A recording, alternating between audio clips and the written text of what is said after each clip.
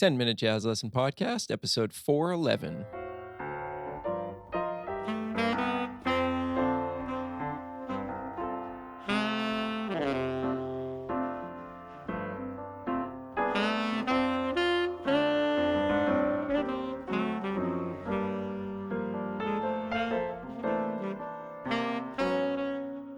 Hey, everybody, welcome back to episode 411 of the 10-Minute Jazz Lesson Podcast.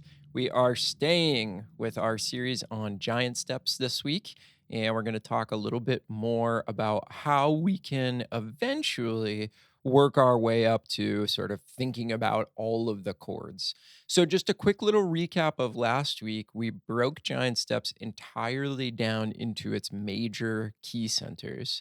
And what we realized by doing that is that there's only 3 keys that we go through, which should give you a huge sigh of relief.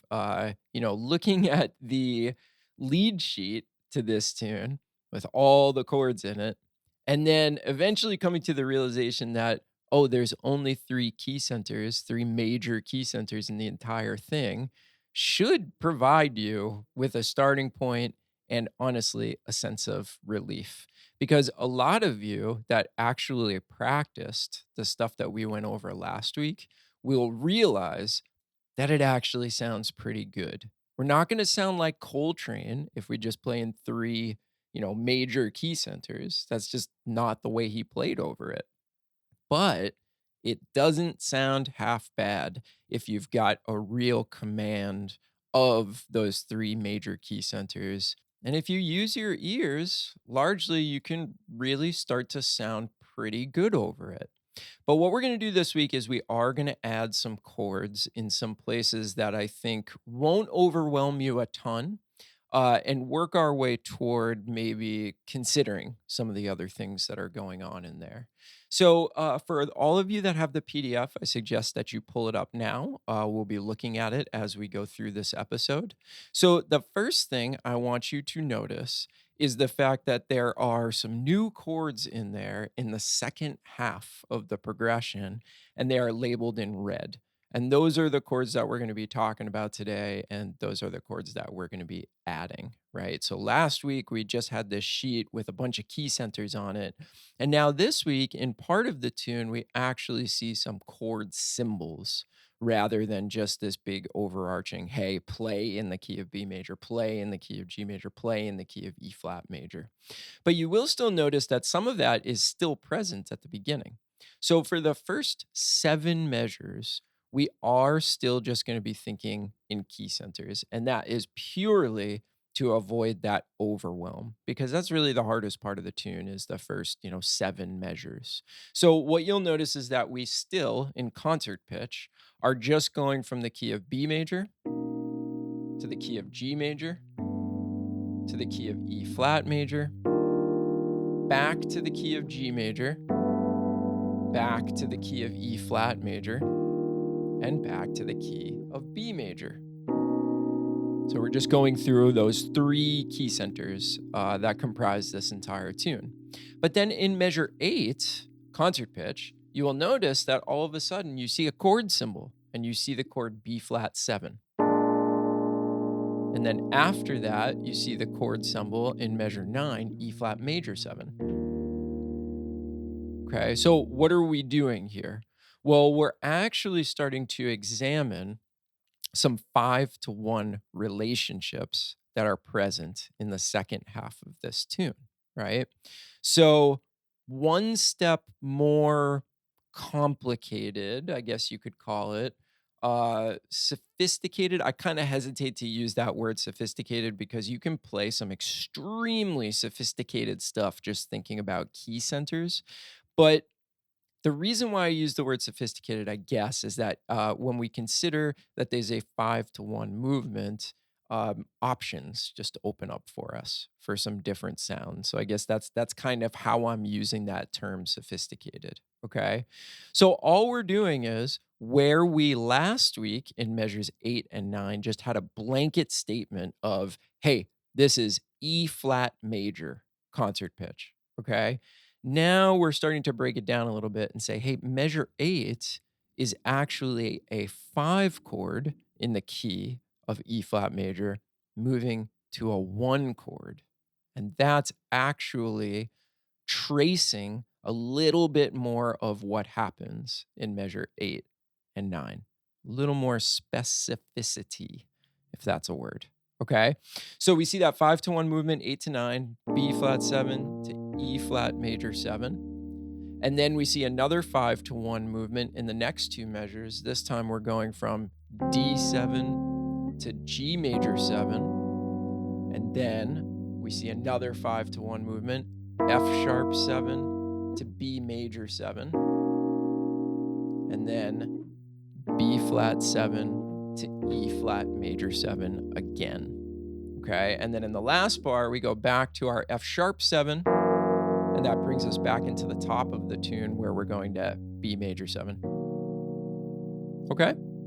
So now if we start in, let's say, measure 9, you're going to hear the actual 5 to 1 chord movement.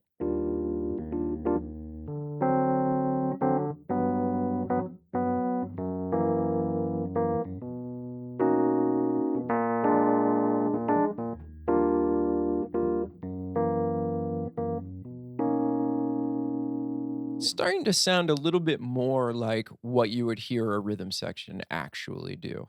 Now, if you look at a lead sheet in a real book, you'll notice that we still are removing chords, right? We'll talk about that later. But now we have, in essence, included in half of the tune the most important chord movement in Western music, which is 5 to 1. So, what's that going to do for us? Well, first of all, now what we can do is we can gravitate some of the things that we are playing to those different chord shapes, right? Whereas before, let's take measure 8 into 9, you might have been playing something that's just, working with the scale of E flat major 7,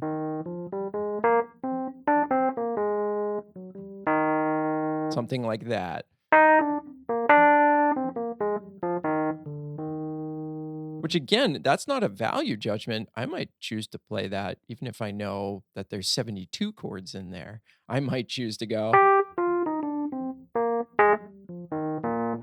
which is just going down the scale. But if we know that that chord is there, the B flat 7, and we're considering it, what it does is it gives us a sort of a prompt by what we see on the page to maybe play a B flat 7 shape. So instead of, maybe we outline that B flat 7 chord. Now, all of a sudden, in our playing, in our line, we're actually hearing the presence of that 5 to 1 movement. Hear that?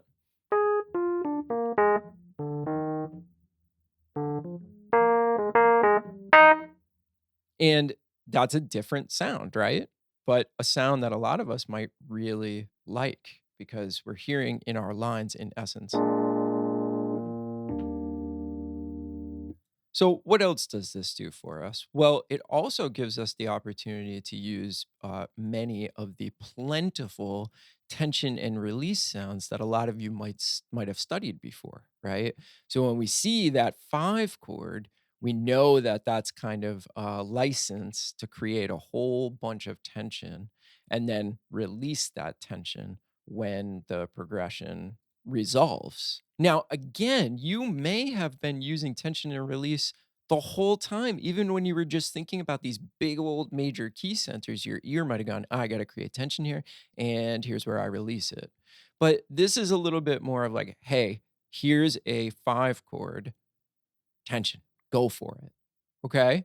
So I think you'll be surprised at how much having these 5 chords in there influences what you play.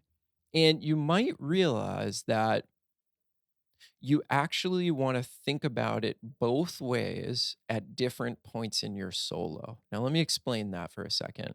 So, if you're playing a chorus that is very open and free sounding without a lot of specificity, there's that word again, you might just choose to ignore that 5 chord. Because actually, what's called for and what would make sense in your phrase is to not outline the five chord. Okay. Keep that in mind as a possibility. I think everybody always thinks that more complicated is better. The more elements we can use, the better. And I would argue that is not the case. But I would also say that sometimes in certain phrases, or if you're a certain kind of player, if you're going for a certain kind of sound, then yes, you may want to outline that five chord or use a specific device, a diminished sound, an altered sound, a whole tone sound, whatever. And sometimes seeing that this is a 5-to-1 movement, it can really spur some great stuff to come out the end of your instrument. Okay. So, what I want you to do this week is make sure you've done the work from last week, which is just starting with just those key centers, absolutely nothing else. But now, if you've done that and you're feeling pretty comfortable and you're playing some halfway decent stuff, now you can go and use the sheet that I'm providing this week to start considering how does seeing that five chord and considering that five chord change things. All right. Okay, so the Patreon members are going to get the new sheets with the new chords on them. I'm going to also create one more trading track for all of you where I'm going to be considering those five chords a lot of the time, and you'll hear a difference in my playing as well. And that'll give you a chance to really get used to this before next week, where we're going to add a few more things. Now, remember, we're still practicing this as a slow bossa nova, and we want to keep doing that basically until the end of this series. And then you can spend however much time you need getting that thing up to the tempo you actually want to play it at, or make it swing, or whatever you want to do is totally fine.